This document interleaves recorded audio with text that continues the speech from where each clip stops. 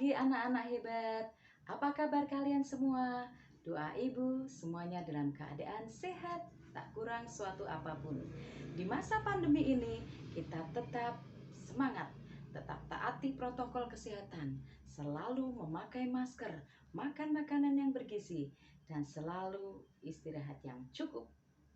Nah, anak-anak, pagi hari ini kita akan belajar di tema 1, subtema 1, pembelajaran 6. Tapi sebelum kita belajar, marilah kita berdoa terlebih dahulu. Berdoa menurut agama dan kepercayaan masing-masing. Dipersilahkan.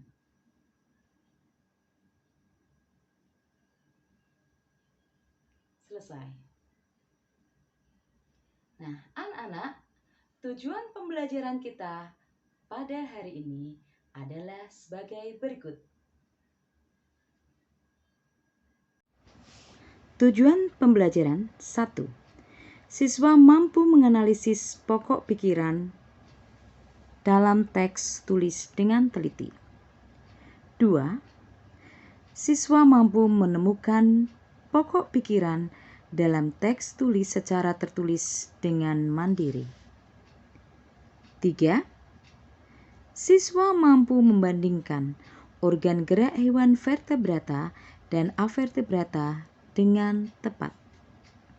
4. Siswa mampu membuat model sederhana hewan vertebrata dan avertebrata dengan mandiri. 5. Siswa mampu mengidentifikasi gambar cerita dengan tepat. 6. Siswa mampu membuat gambar cerita dengan tanggung jawab. Anak-anak, pernahkah kalian melihat kupu-kupu? Pasti pernah, bukan? Bagaimana? Apakah kalian senang melihatnya? Ibu senang sekali melihat kupu-kupu karena kupu-kupu itu indah, lucu, dan menarik. Nah, yuk anak-anak, kita akan belajar bersama-sama. Kita membaca tentang gerak kupu-kupu. Gerak kupu-kupu. Kupu-kupu adalah hewan yang lucu. Warnanya indah dan menarik. Banyak orang menyukainya. Dia terbang dan hinggap pada bunga-bunga. Badannya kecil, namun memiliki sayap yang lebar. Sukakah kamu pada kupu-kupu? Kupu-kupu termasuk hewan serangga. Kupu-kupu memiliki organ gerak yang sama seperti serangga-serangga lainnya. Salah satu organ gerak yang istimewa dari kupu-kupu dan serangga lainnya adalah sayap.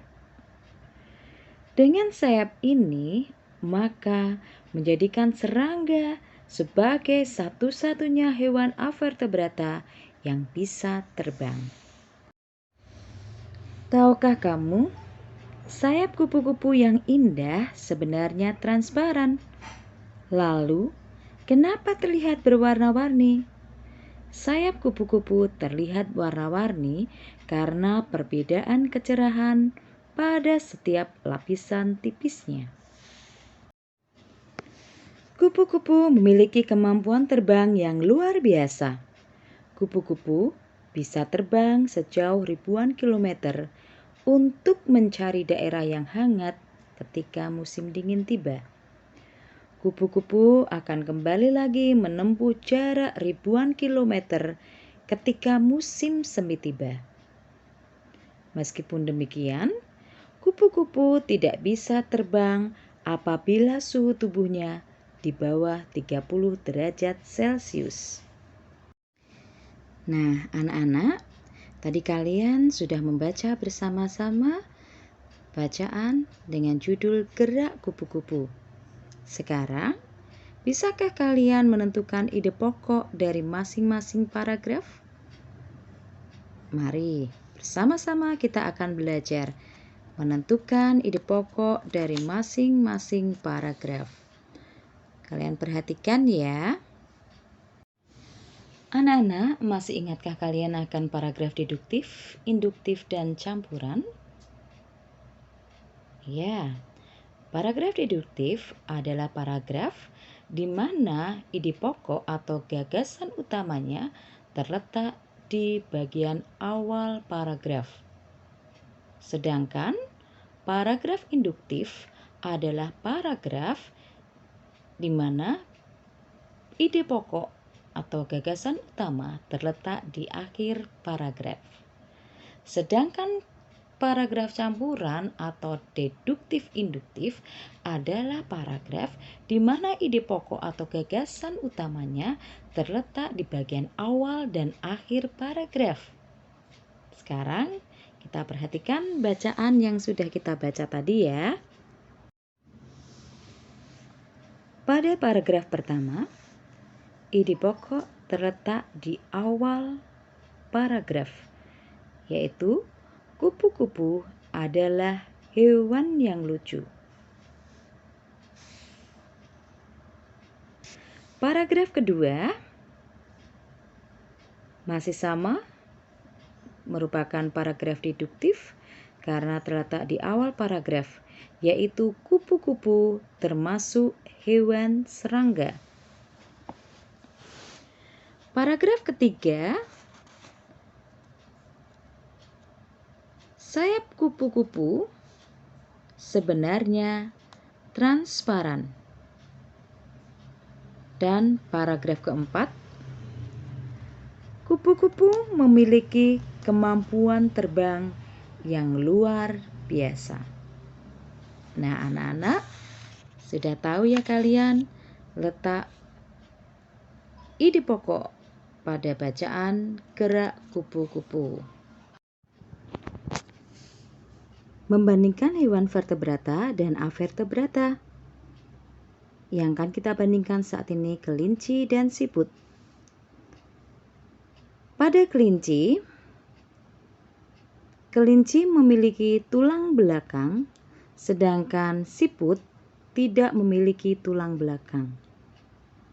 Organ gerak pada kelinci yaitu kaki, sedangkan pada siput kaki perut.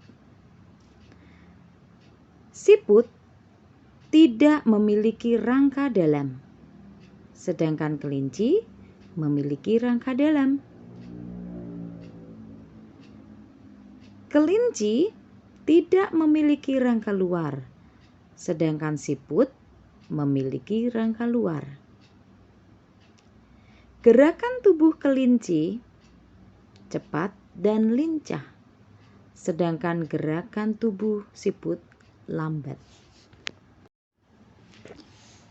Anak-anak, kalian tadi sudah melihat gambar kupu-kupu yang sangat indah yang berada di antara bunga-bunga yang indah juga.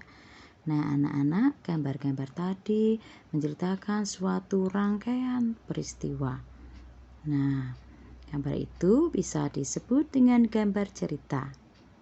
Nah, gambar cerita adalah gambar yang menunjukkan kegiatan orang-orang atau binatang-binatang dalam suatu peristiwa. Nah, berikut contoh-contoh gambar cerita.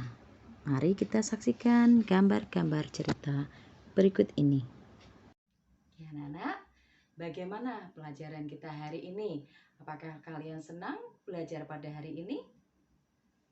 Nah, kesimpulan dari pembelajaran hari ini, anak-anak sudah belajar 1. Mengerti akan ide pokok. Dan anak-anak sudah bisa membuat ide pokok. Yang kedua, anak-anak belajar perbedaan hewan vertebrata dan avertebrata. Yang ketiga, anak-anak belajar tentang gambar cerita dan membuat gambar cerita. Nah, marilah kita tetap menjaga selalu kesehatan. Jangan lupa memakai masker.